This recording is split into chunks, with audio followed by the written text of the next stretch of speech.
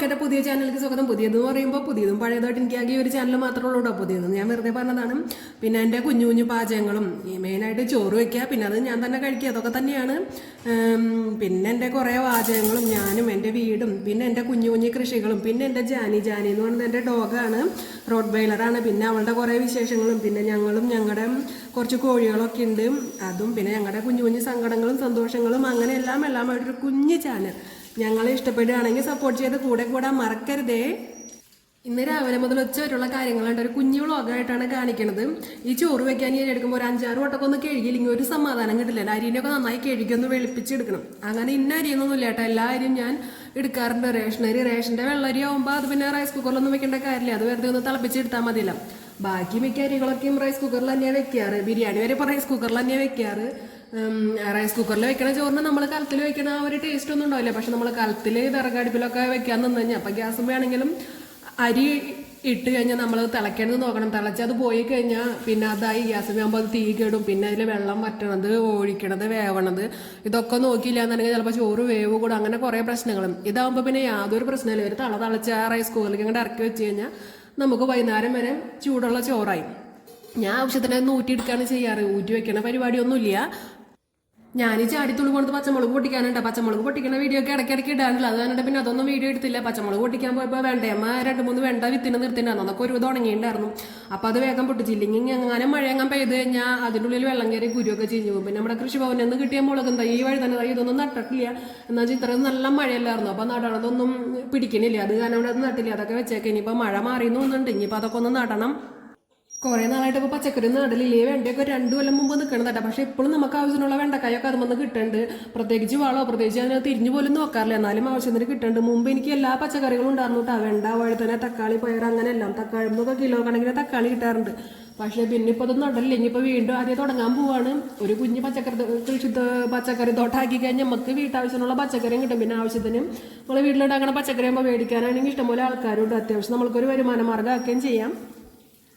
മുമ്പൊക്കെ ഞാൻ ഗ്രോ ബാഗിലാണ് പച്ചക്കറി വെക്കാറ്. പിന്നെ ഇപ്പം എന്താ വെച്ച് കഴിഞ്ഞാൽ ഈ നഴ്സറിയിൽ നിന്ന് ചെടികളൊക്കെ മേടിച്ചിട്ടുണ്ടെന്ന് ആ ഗ്രോ ബാഗ് പൊട്ടിച്ച് അതിൻ്റെ ഉള്ളിൽ നിന്ന് ചെടി എടുക്കണതൊക്കെ ജാനി കണ്ടിട്ട് ഇപ്പം ഗ്രോ ബാഗ് എന്ന് പറഞ്ഞ സാധനം എവിടെ കണ്ടു കഴിഞ്ഞാൽ അവളപ്പോൾ കവർ പൊട്ടിക്കാൻ്റെ ഉള്ളിൽ നിന്ന് ചെടി എടുക്കും.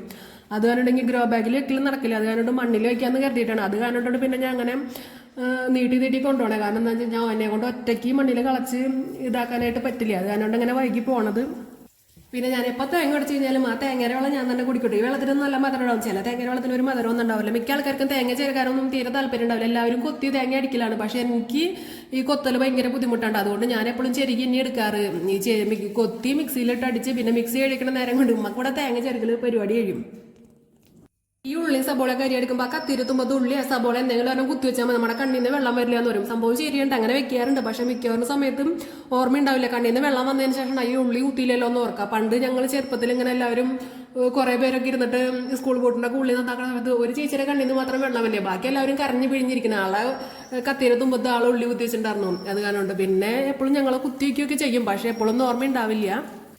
ഇതിപ്പോൾ ഈ തേങ്ങയൊക്കെ ചെറുക്കിയിട്ട് ചമ്മന്തി ഉണ്ടാക്കാൻ വേണ്ടിയിട്ടാണ്. ഇന്ന് രാവിലെ കഴിക്കാനായിട്ട് ദോശയാണ്. അപ്പോൾ ദോശയ്ക്ക് ഒരു ചമ്മന്തി ഉണ്ടാക്കാമെന്ന് കരുതിയിട്ടാണ്. പിന്നെ സാമ്പാറുണ്ട്, ഇന്നലത്തെ സാമ്പാർ ഇരിക്കുന്നുണ്ട്. അപ്പോൾ പിന്നെ എന്തായാലും ഒരു ചമ്മന്തി ഉണ്ടാക്കാമെന്ന് കരുതി. അപ്പോൾ അതിന് വേണ്ടിയിട്ട് തേങ്ങ ചെറുക്കിയെ തേങ്ങ ചമ്മന്തി അടിക്കുമ്പോൾ അതിൽ കുറച്ചധികം ചുവന്നുള്ളി ഇട്ട് കഴിഞ്ഞാൽ നല്ല ടേസ്റ്റാണ്. എനിക്ക് ഉള്ളിയുടെ ടേസ്റ്റ് ഇഷ്ടമാണ്. അപ്പോൾ അതിൽ വേറെ ഒന്നും ചേർത്തിട്ടില്ല. ഒരു ചെറിയ കഷ്ണം ഇഞ്ചിയും ഉള്ളിയും പച്ചമുളകും തേങ്ങയും മാത്രമേ ഉള്ളൂ കേട്ടോ. പിന്നെ അതിലൊരു കടുക് വറുത്ത് കളിച്ച് കഴിഞ്ഞാൽ നമ്മുടെ ചമ്മന്തിയായി. പുളി ഞാൻ ചേർത്തില്ല, ദോശയ്ക്കുള്ള കാരണം കൊണ്ട് ചമ്മന്തിയിൽ പുളി ചേർത്തില്ല. ചോറിനായിട്ട് ചമ്മന്തി അരക്കുകയാണെങ്കിൽ അതിൽ പുളി ഇടാറുണ്ട്, ദോശയ്ക്ക് ആയതുകൊണ്ട് പുളി ഇട്ടില്ല. ദോശ ഉണ്ടാക്കാനായിട്ട് ഇരുമ്പിൻ്റെ ദോശ കല്ലുകളൊക്കെ ഞാൻ മേടിച്ച് വെച്ചിട്ടുണ്ട്. വലിയ മസാല ദോശയും സാധാ ദോശയുടെയൊക്കെ കല്ലുകളൊക്കെ ഉണ്ട്. പക്ഷെ എന്നൊന്നും ഉണ്ടാക്കാത്ത കാരണം കൊണ്ട് ഇരുമ്പിൻ്റെ ആകുമ്പോൾ നമ്മൾ എന്നും ഉപയോഗിക്കണം. ഇല്ലെങ്കിൽ വല്ല കാലത്തൊക്കെ എടുത്തു കഴിഞ്ഞാൽ ചിലപ്പോൾ ഒട്ടി പിടിക്കും. അത് കാരണം കൊണ്ട് പിന്നെ അത് നിർത്തില്ലെങ്കിൽ ആദ്യം അതൊക്കെ ഒന്ന് മയക്കി വീണ്ടും എടുക്കണം.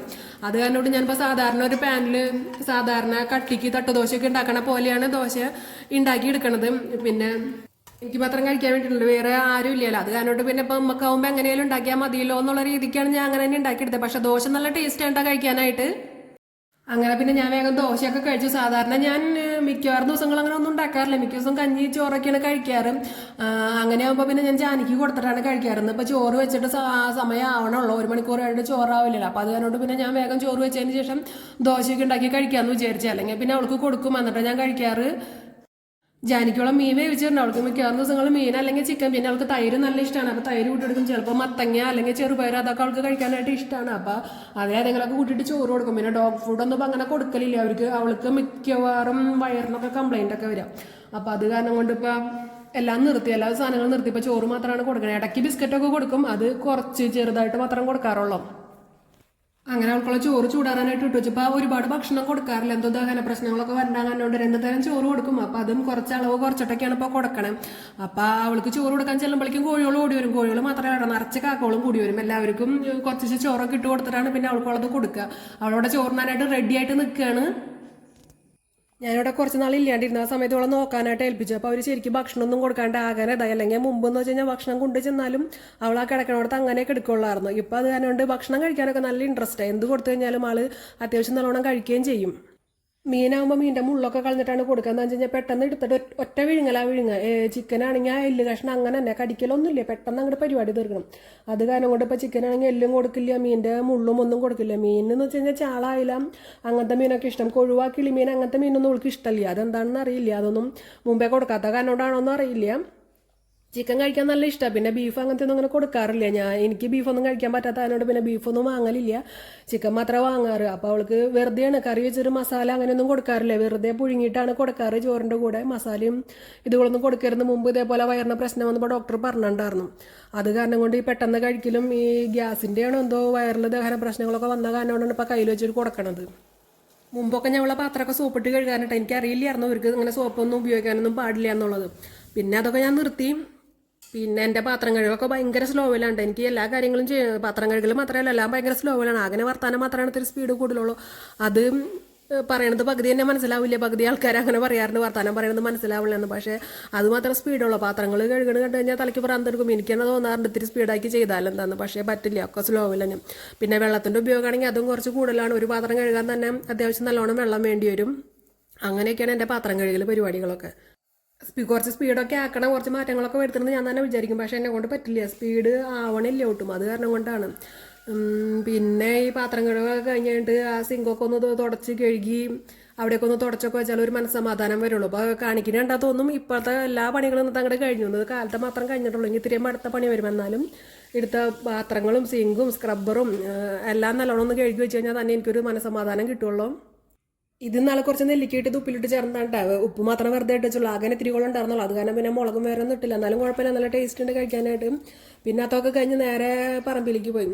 സപ്പോട്ട ഇതൊക്കെ ഞാൻ നട്ടത് തന്നെയാണ്. സപ്പോട്ട എന്നും കായ ഉണ്ടാവും. അത് കാരണം നമുക്ക് മുമ്പൊന്നും എനിക്ക് സപ്പോട്ട അങ്ങനെ വലിയ ഇഷ്ടം ഉണ്ടായിരുന്നില്ല. പക്ഷേ ഇപ്പം എന്തോ നല്ല ഇഷ്ടമാണ്.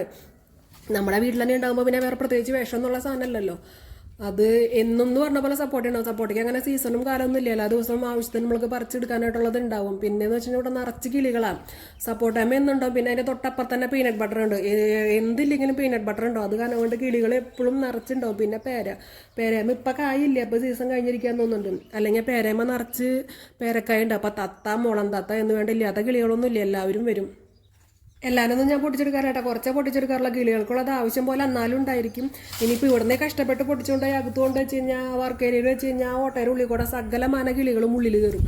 എന്നിട്ട് കിളികൾക്ക് കോഴിക്ക് ചേട്ട ചോറ് സാധനങ്ങളൊക്കെ എന്തെങ്കിലും ഉണ്ടെങ്കിൽ അതവിടെ വെച്ചിട്ടുണ്ടാകും. അതൊക്കെ തിന്നുക. പിന്നെ വല്ല ഫ്രൂട്ട്സ് എന്തെങ്കിലും ഇരിക്കുന്നുണ്ടെങ്കിൽ പുറത്തുണ്ടെങ്കിൽ അത് മുഴുവൻ പഴുക്കാനുള്ള സാധനങ്ങൾ സപ്പോർട്ടൊക്കെ പുറത്ത് ഉള്ളിക്കോട്ടര അവിടെ വയ്ക്കുക. അപ്പോൾ അവർ മുഴുവൻ വന്ന് അത് മുഴുവൻ പറക്കി തിന്നും. ഇതൊക്കെയാണ് അവരുടെ കലാപരിപാടികൾ.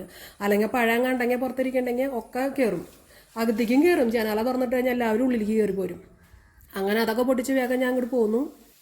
കുറച്ച് പാൽപ്പാടി എടുത്ത് വെച്ചിട്ടുണ്ടായിരുന്നു. എടുത്ത് വെച്ചിട്ട് കുറേ നാളായിട്ട് എന്നും മറക്കും മുറിക്കാനായിട്ട്. അപ്പോൾ ഇന്നലെ ഓർമ്മ വന്നപ്പോൾ അത് വേഗം ഫ്രീസറിൽ വെച്ചാൽ ഞാനോട് പിന്നെ കേടാവില്ല, എത്ര നാൾ വേണമെങ്കിലും അവിടെ ഇരുന്നോളും. അതപ്പോൾ ഇന്നലെ ഫ്രീസറിൽ നിന്ന് ഇറക്കി ഫ്രിഡ്ജിലേക്ക് വെച്ചു. ഇന്ന് രാവിലെ ആയിട്ടും ഐസൊക്കെ വിട്ട് കഴിഞ്ഞാൽ എന്നാലും അങ്ങനെ കുറേ നാളെ ഇങ്ങനെ കട്ടിയായിട്ടിരിക്കാനൊരു കട്ടി പോലെ ആയിട്ടുള്ളതുണ്ട്. അപ്പോൾ പാൽപ്പാട ആകുമ്പോൾ പിന്നെ നമ്മൾക്ക് മുമ്പൊക്കെ ഞാൻ വെണ്ണ, പാല്, തൈര് കടഞ്ഞ് വെണ്ണയാക്കിയിട്ടൊക്കെയാണ് ഉരുക്കാറ്. പക്ഷേ ഇതാണ് ഏറ്റവും എളുപ്പം. ഇതാകുമ്പോൾ വേറെ പ്രത്യേകിച്ച് പണിയൊന്നുമില്ല. പാലിൻ്റെ ആ പാഴ എടുത്ത് മാറ്റി വെച്ച് ഫ്രീസറിൽ വെച്ച് കഴിഞ്ഞാൽ നമ്മൾക്ക് കുറേ ആകുമ്പോൾ 1 മാസം 2 മാസം എത്ര കഴിഞ്ഞിട്ട് ആവുമ്പോൾ നമ്മൾക്ക് ഒന്നിച്ച് അങ്ങോട്ട് ഉരുക്കിയെടുക്കാം. വെണ്ണയൊന്നും ആക്കാറില്ല, നേരിട്ട് ചൂടായ ചട്ടിയിലേക്ക് ഇട്ട് കഴിഞ്ഞാൽ നിർത്താണ്ട് ഇളക്കിക്കൊണ്ടിരിക്കണം എന്നുള്ളൂ. ഒരുപാട് സമയമൊന്നും വേണ്ട. ഒരു 10-15 മിനിറ്റിനുള്ളിൽ നല്ലതായിട്ടുള്ള നല്ല നെയ്യായിട്ട് നമ്മൾക്ക് കിട്ടുകയും ചെയ്യും. ഇളക്കാണ്ടിരുന്ന് കഴിഞ്ഞാൽ ഈ പാൽപ്പാട് ആയതുകൊണ്ട് ചട്ടിയുടെ അടിയിൽ പിടിച്ചിട്ട് കരിയാനുള്ള സാധ്യതയുണ്ട്. നമ്മൾ നിർത്താണ്ട് ഇളക്കിക്കൊണ്ടിരുന്ന് കഴിഞ്ഞാൽ അടിയിലൊന്നും പിടിക്കില്ല. ഒരു വട്ടം അതേപോലെ ഞാൻ ആക്കിയിട്ടും ഇളക്കാനായിട്ട് കുറച്ച് നേരം നിർത്തിച്ചു. അപ്പം അങ്ങനെ ചുറ്റിലിങ്ങനെ നമ്മളിങ്ങനെ ഒട്ടിപ്പിടിക്കണ പോലെ വരും. ഇതാകുമ്പോൾ ഒട്ടിപ്പിടിക്കലൊന്നുമില്ല, കറക്റ്റായി ഇതാകുമ്പോൾ നമ്മൾക്ക് എടുക്കുകയും ചെയ്യാം. ആ വെള്ള സാധനമൊക്കെ നിന്നിട്ട് ചുമന്ന കളറിലാവും, അതിൻ്റെ കീടം ചുമന്ന കളറിലായി വരുമ്പോൾ നന്നായി ഇങ്ങനെ തിളച്ചിങ്ങനെ പതഞ്ഞ് പൊന്തി വരും. അപ്പോൾ ഉള്ളിലത്തെ സാധനങ്ങളൊക്കെ ഒന്ന് ചുമന്ന ഒരു ബ്രൗൺ കളറിലാവും. അപ്പോൾ നമുക്ക് തീ നിർത്താം. പിന്നെ ചൂടാറാനൊന്നും വെക്കേണ്ട കാര്യമില്ല. ചൂടാറി കഴിഞ്ഞാൽ നമുക്ക് ചായരിപ്പ് കൂടെ അരിക്കുമ്പോൾ കിട്ടില്ല. ആ ചൂടോടെ തന്നെ അപ്പം തന്നെ അങ്ങോട്ട് അരിച്ച് എടുത്തു കഴിഞ്ഞാൽ നല്ല അടിപൊളി നെയ്യ്. ചൂടാറുമ്പോൾ ഒരു കുപ്പിയിലാക്കി വെച്ച് കഴിഞ്ഞാൽ എത്ര നാൾ വേണമെങ്കിലും കേടുകൂടാണ്ടിരിക്കും. നല്ല നല്ല ടേസ്റ്റുള്ള നല്ല മണമൊക്കെയുള്ള നല്ല നെയ്യ്. മുമ്പൊക്കെ ഞങ്ങൾ തേങ്ങ ചെരുകി അതിൻ്റെ പാലെടുത്തിട്ട് അതിൻ്റെ ഉള്ളിൽ നിന്ന് വെളിച്ചെണ്ണ ഉണ്ടാക്കണ്ട. ആ വെളിച്ചെണ്ണയ്ക്ക് നല്ല ടേസ്റ്റ് നല്ല മണമൊക്കെയാണ്. പക്ഷേ ആ വെളിച്ചെണ്ണയെക്കാട്ടും കൂടുതൽ ഇഷ്ടം അതിൻ്റെ കീടാൻ അതിങ്ങനെ വെറുതെ കഴിക്കാൻ വേണ്ടി നല്ല ടേസ്റ്റാണ്. അപ്പം അത് പക്ഷേ അതിൻ്റെ അത്രയ്ക്കൊന്നും ആ ഒരു ടേസ്റ്റ് നെയ്യാണെന്നുണ്ടെങ്കിൽ നെയ്യ് ഒരുക്കിയിട്ടാണെങ്കിലും ഇതിൻ്റെ കീടത്തിനില്ല. പക്ഷെ എന്നാലും അത്യാവശ്യം നല്ല ടേസ്റ്റൊക്കെ ഉണ്ട് കേട്ടോ.